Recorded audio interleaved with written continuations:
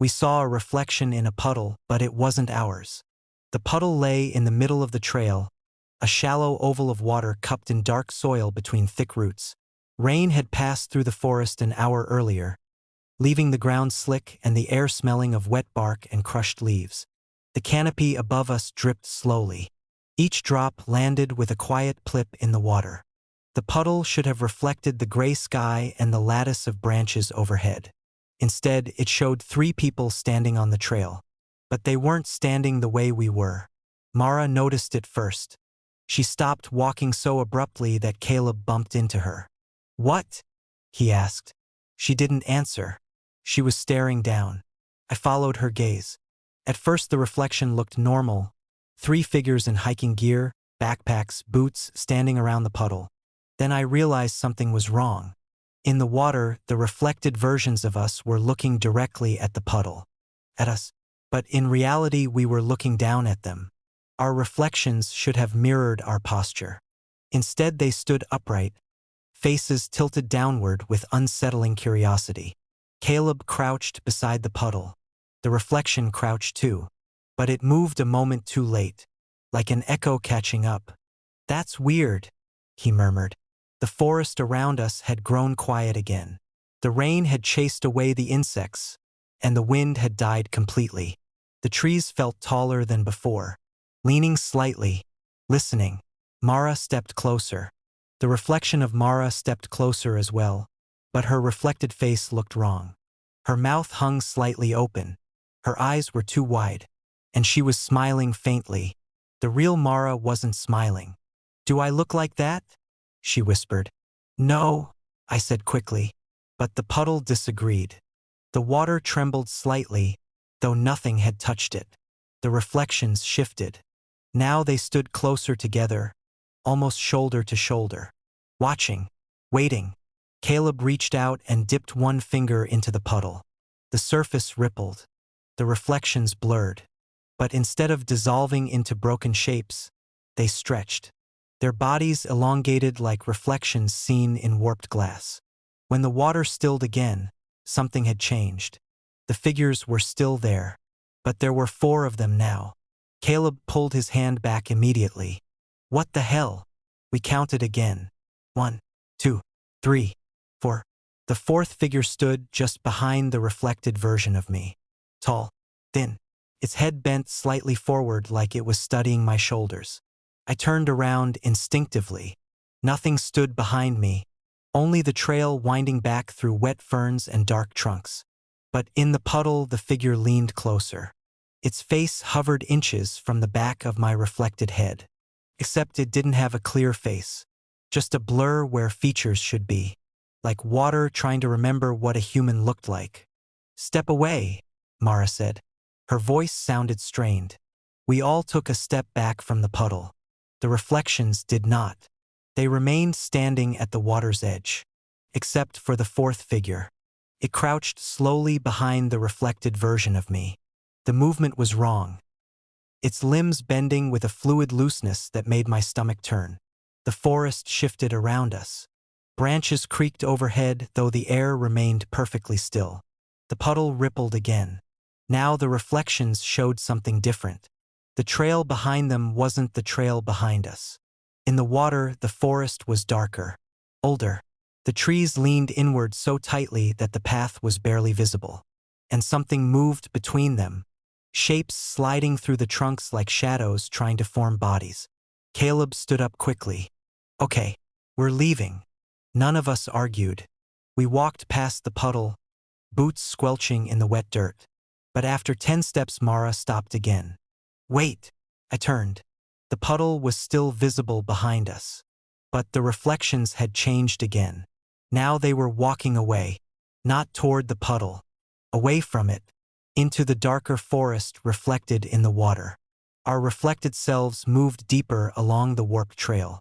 Except one of them stayed behind. The 4th figure. It stood at the puddle's edge watching the others disappear between the reflected trees. Then it looked up, directly at us, even though reflections shouldn't see anything outside their surface.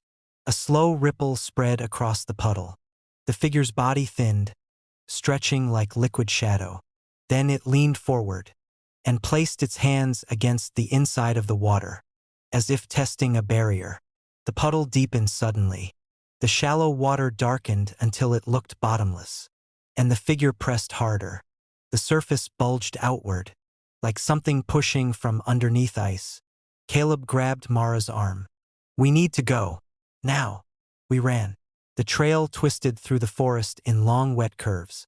Branches brushed our jackets, and the ground sucked at our boots. But the forest felt different now. The air heavier, the silence deeper. Behind us we heard water, not splashing, crawling, like something dragging itself through mud. We didn't look back, not until the trail climbed a small ridge. From there we could see the puddle far below between the trees. Except it wasn't small anymore. The water had spread across the trail in a wide, dark patch, and shapes moved within it. 3 shapes.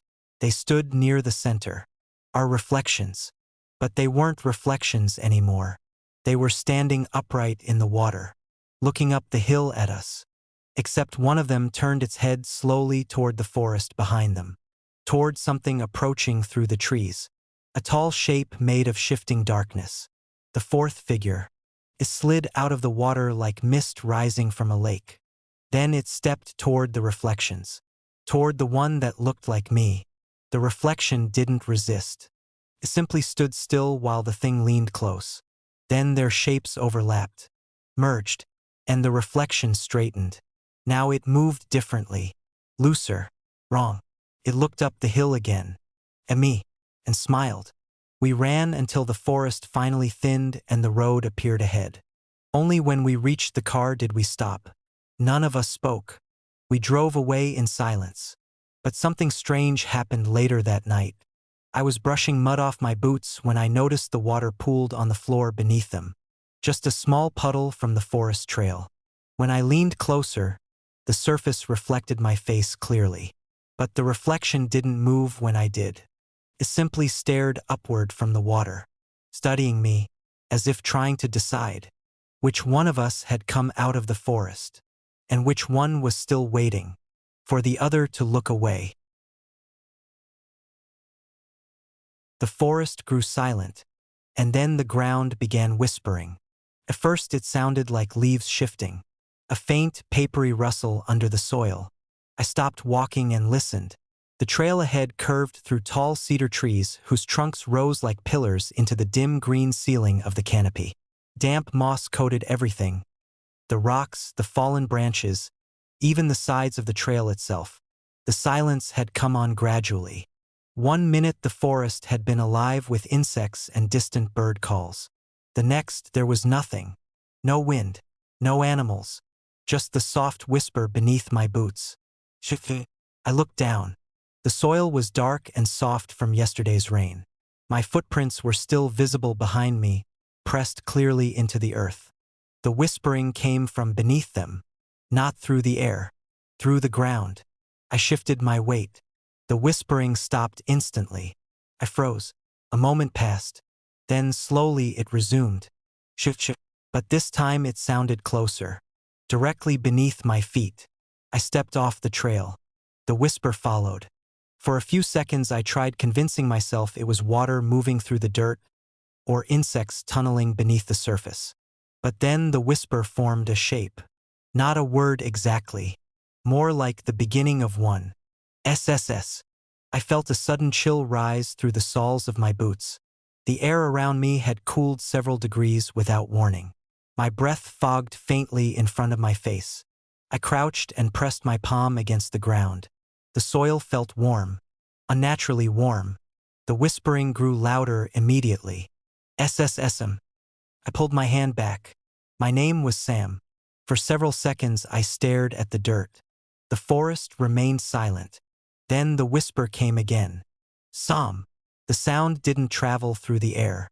It vibrated through the soil, through the roots under the trail, through the soles of my boots and up my legs. My chest tightened. Hello, I said. The forest didn't answer, but the ground did. Sam. A second voice joined it. Then another. Soft, dry voices sliding together beneath the dirt like shifting sand. I stepped backward. The whispers followed. Now they spoke faster.